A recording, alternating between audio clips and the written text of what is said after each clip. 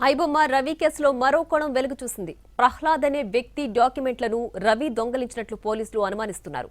ప్రహ్లాద్ పేరుతో pan driving licence తీసుకున్నాడు రవి. అతను తన రూమ్మేట్ అని గతంలో పోలీసులకు తెలిపాడు. బెంగళూరు నుంచి ప్రహ్లాద్ను పిలిపించి రవి ఎదుటే ప్రశ్నించారు.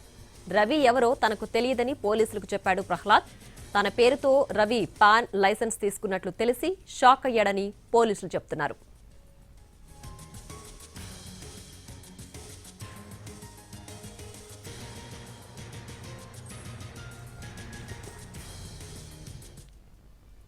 ఐబొమ్మ రవి కేసులో మరో కోణం వెలుగు చూసింది. ప్రహ్లాద్ అనే వ్యక్తి డాక్యుమెంట్లను రవి దొంగలించినట్లు పోలీసులు అనుమానిస్తున్నారు.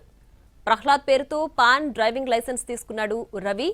అతను తన రూమ్మేట్ అని గతంలో పోలీసులకు చెప్పాడు. బెంగళూరు నుంచి ప్రహ్లాద్ను పిలిపించి రవి ఎదుటే ప్రశ్నించారు పోలీసులు. రవి ఎవరో తనకు తెలియదని పోలీసులకు చెప్పాడు ప్రహ్లాద్. తన పేరుతో రవి పాన్ లైసెన్స్ తీసుకున్నట్లు తెలిసి షాక్ అయ్యాడని పోలీసులు చెబుతున్నారు.